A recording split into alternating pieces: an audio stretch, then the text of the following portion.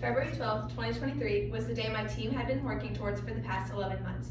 It was my sophomore year in Liberty Creek High School's first year being open and our first appearance at High School Nationals in Orlando, Florida.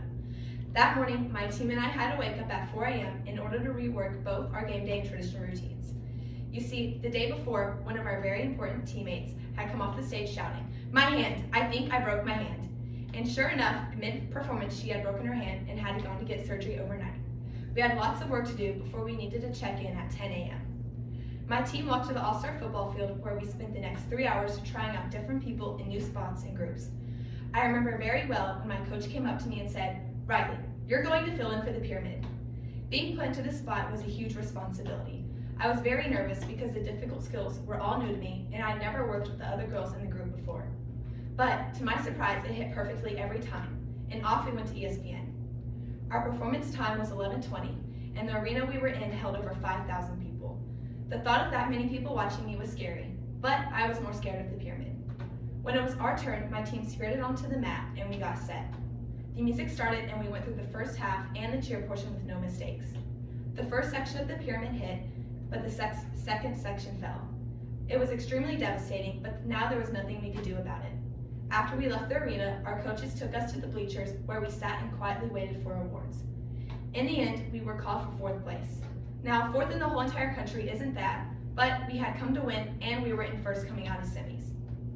It was time to shift our focus because we still had one more routine to rework. It was 1 p.m. and we had to check in at 2:50. Fortunately, it was fairly easy for our coaches to figure out who to move around and how to fix formations. We completed our final routine at 3:38 and it went extremely well. There were no mistakes and the crowd's energy was very high. Our entire team and coaches were proud of us. It was a much needed turn in events after a long, stressful day. At 5 p.m., we went to awards. It was beyond nerve-wracking. This was our last chance to get the first place medal in coveted white jackets we had worked all season for. We all huddled together and the announcer started to call out names, starting with 11th place. They got down to 2nd and I held my teammates' hands extremely tight, hoping that the next name wouldn't be us. And then the announcer stated, "Your Super Varsity D2 non-tumbling game day runner-up. Let's hear it for Valor Christian High School," which meant we had won, and we're now 2023 UCA National Champions. After I received and put on my medal, it was clear that all of the hard work over the past 11 months and the stress over the past 10 hours was worth it. I learned that you can make it through the days that feel like your worst, and that pushing through can lead to an immense amount of personal growth, as well as growth and bonding as a team.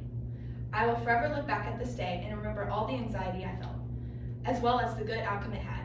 Dedication and having a focused mindset can take you so far, and even make you a national champion.